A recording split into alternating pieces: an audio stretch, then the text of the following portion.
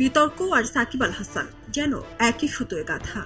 দীর্ঘ এই ক্যারিয়ারে মাঠ কিংবা মাঠের বাইরে ব্যক্তি জীবন নিয়েও ছিলেন আলোচনায়। মেজাজ হারিয়ে বারবার তিনি থেকেছেন বিতর্কের শীর্ষে। ক্রিকেটে সাকিবের ভক্তের সংখ্যাটা একটু বেশি, আর এই ভক্তদের নিয়ে সাকিব আলোচনায় এসেছেন বারবার।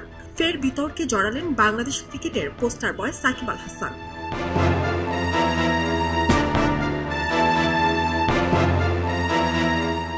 6 মে খান সাহেব ওসমান আলী স্টেডিয়ামে ডিপিএল-এ লড়ছে প্রাইম ব্যাংক ও শেখ জামাল ধানমন্ডি ক্লাব। ম্যাচ শুরুর আগে মাঠের পাশে প্রাইম ব্যাংক কোচ সালাউদ্দিন ও শেখ জামাল ধানমন্ডি ক্লাবের কোচ সোহেল ইসলামের সঙ্গে কথা বলছিলেন সাকিব।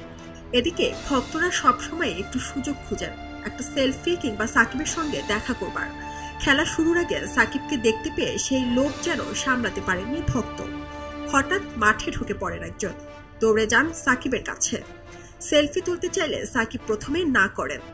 ভক্ত তবুও ছবি তুলতে চাইলে মেজাজ হারান সাকিব। এ সময় তার উপর ক্ষুব্ধ হয়ে ওঠেন সাকিব। তেড়ে গিয়ে সেই ভক্তের মোবাইল কেড়ে নেওয়ার চেষ্টা করেন এবং মারতে উদ্যত হন। তাকে চড় মারতে গিয়েও থেমে যান তারকা অলরাউন্ডার। শেষমেশ সেই ভক্তকে মাঠ থেকে বের করে দেন তিনি।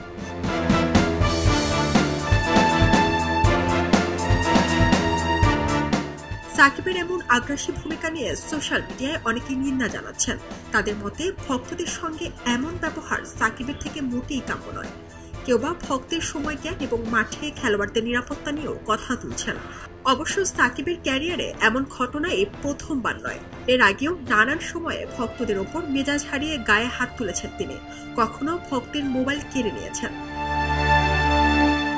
সারা জেরিন, খবরের কাগজ, স্পোর্টস।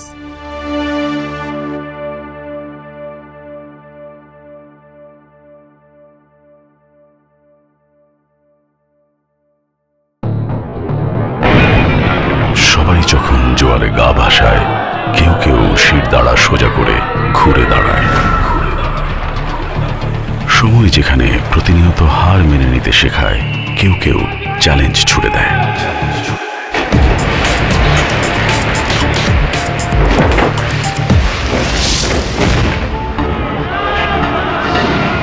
পক্ষপাতের ভিড়ে আজ থেকে কোনো পক্ষ নয়, খবর হবে নিরপেক্ষ।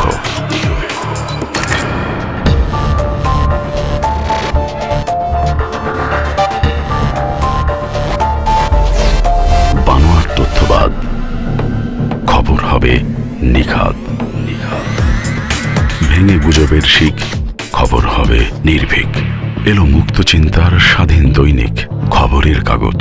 এখন খবর হবে নিখাত, নির্ভীক, নিরপেক্ষ।